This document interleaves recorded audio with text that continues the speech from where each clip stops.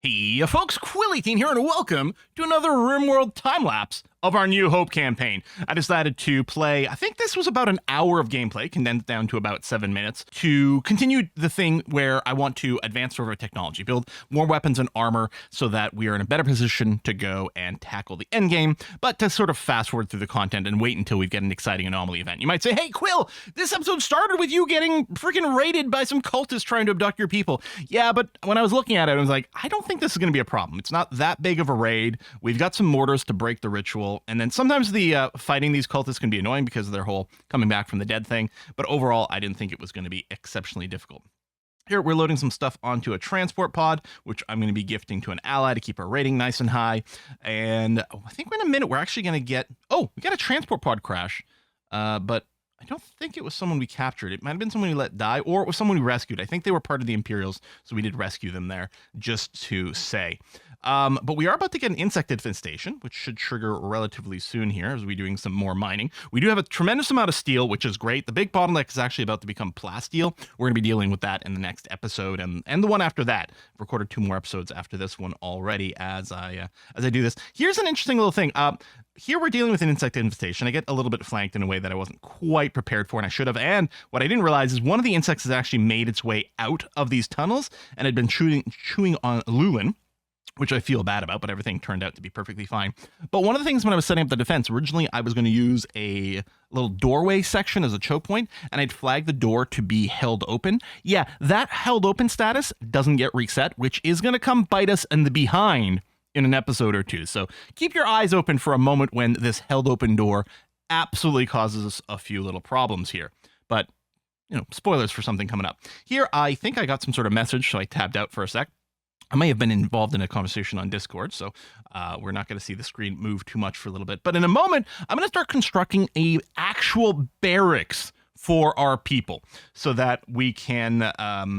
well, it's not so much that we needed a better sleeping place. The thing is, the barracks right now, which is just our giant main room, is a very nice one. It's got, you know, it's like extremely impressive. People get great thoughts sleeping in there. There it is. There's the barracks started. But I needed a little bit of room. I decided I want to build a second fabrication bench. Now, fabrication benches are pretty expensive to build, but everything that we are waiting for, the power armor, even charge rifles, right? Those get built at the fabrication bench, bionic body parts.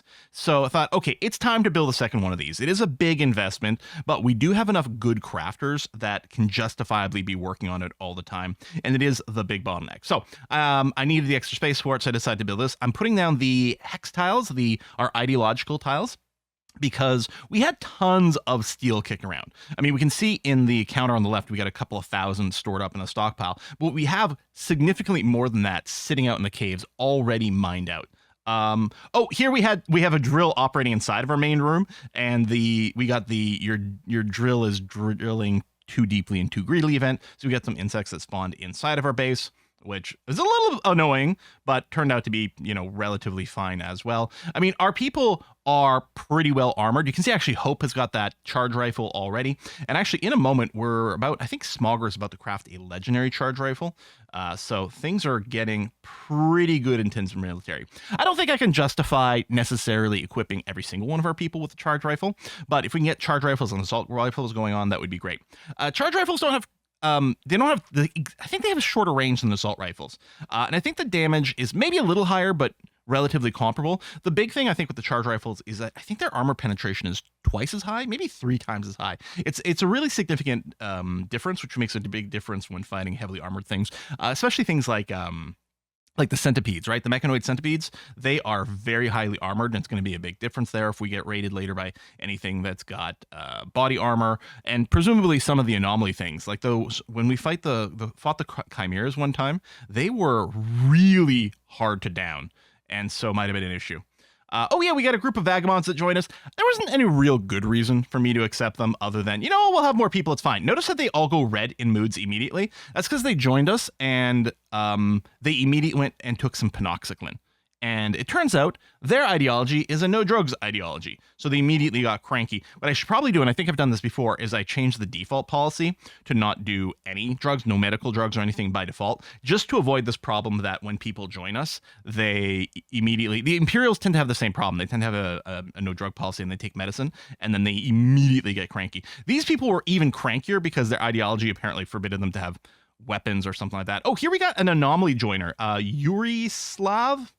Something like that. Yuri Lev? Anyway, Yuri over here joins us from an Anomaly event. I keep saying yes to them because every single one of those events has been great fun. None of them have ever been a real problem, these Anomaly joiners. I mean, obviously, they all come with, some sort of implicit dark side or something like that. But none of them have ever broken our colony, and they've always been very enjoyable. We did a little bit of exploratory surgery there on Yuri, which didn't reveal anything. They have like I haven't seen this one before, but they have 4 death resurrections available to them. They're like, I don't know, they sort of feel a little like a Frankensteinian monster. Here we do have some, that might have been a pollution retaliation raid. I'm not sure, but a bunch of tribals get downed, easy peasy, no problemo. We did catch one prisoner over there, and I think one of the things I forget, I don't think we deal with it until the next actual episode, and I've already recorded the next couple here. But I forget, Hope has actually developed a heart disease, and I forgot about that. We really need to get Hope a heart transplant. So I think I harvest some hearts from some people and then sell them to traders before at some point I check on Hope's health, and I'm like, hey, wait a minute, I forgot she's a 29-year-old with a faulty ticker. So yeah, here's me harvesting some organs there, so we could have fixed that up. We do get around to it eventually, but I think I might sell like a couple of hearts to traders before I finally notice again that Hope had a heart problem for us to fix up. Smogger is on Lucy. We're still waiting for their brain injury to get fixed by that, and hopefully it happens soon. We still have some people eating some survival meals. Oh, I think what happens here is I realize that our guests are probably eating survival meals because they don't like nutrient paste, or something like that. It could be as well, maybe one of the problems if more than one person is trying to eat at the same time. Oh, there's the end of the episode.